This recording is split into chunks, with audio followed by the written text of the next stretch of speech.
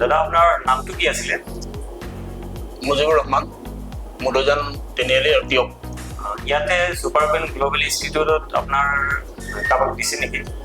মোৰ ছোৱালীজনী আছে, তাই বৰ্তমান ক্লাছ 6লৈ পাইছে।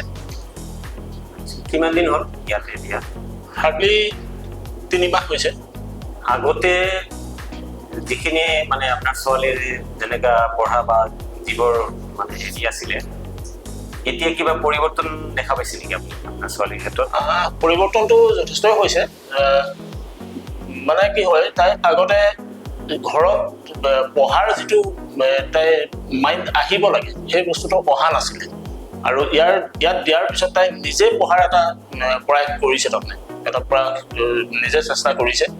আৰু সেইকাৰণে মই ভাবোঁ যে এইটো অলপ যথেষ্ট কামত দিছে। তাৰমানে এই ছুপাৰ ব্ৰেইনে যথেষ্ট কামত দিছে। মই ছোৱালীজনীৰ ক্ষেত্ৰত সেইটো ইম্প্ৰুভ দেখিছোঁ অলপ। আৰু কিবা বেলেগ হেৰি পৰিৱৰ্তন? বেলেগ পৰিৱৰ্তন মানে কি হয়, ইয়াৰ যিখিনি এক্সাৰচাইজ, সেই এক্সাৰচাইজখিনিও যথেষ্ট কামত দিয়ে।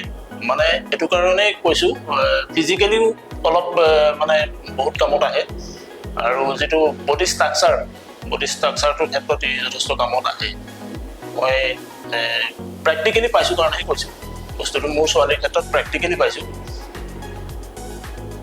ইম্প্ৰুভমেণ্ট সেইখিনিয়ে মই দেখিছোঁ তাৰমানে আজিৰ তাৰিখত।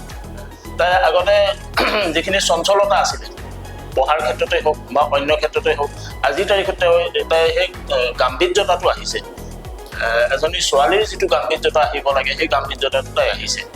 আৰু এইটো একচুৱেলি মই এইটো ভাবোঁ যে এইটো অকল ছুপাৰ ব্ৰেইনৰ কাৰণে হৈছে। মই সেইটো কাৰণে ইয়াত এইটো প্ৰিফাৰ কৰোঁ। আমাৰ পেৰেণ্টছসকলক কিবা ক'ব খোজে নেকি?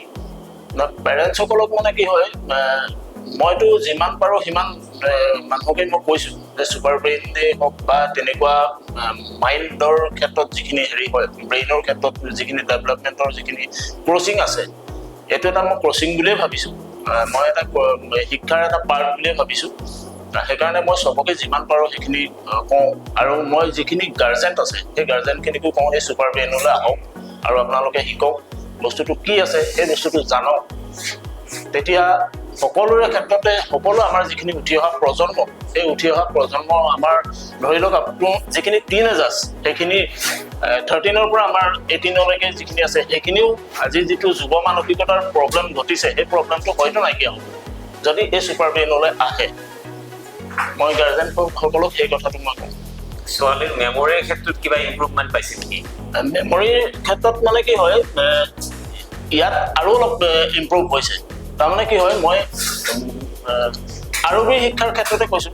মোৰ ছোৱালীক মই আৰবী শিক্ষা এটা দিওঁ। সেই আৰবী শিক্ষাটো আগতে বহুত কম হেৰি আছিলে, কিন্তু আজিৰ তাৰিখত তাই যথেষ্টখিনি ইম্প্ৰুভ হৈছে।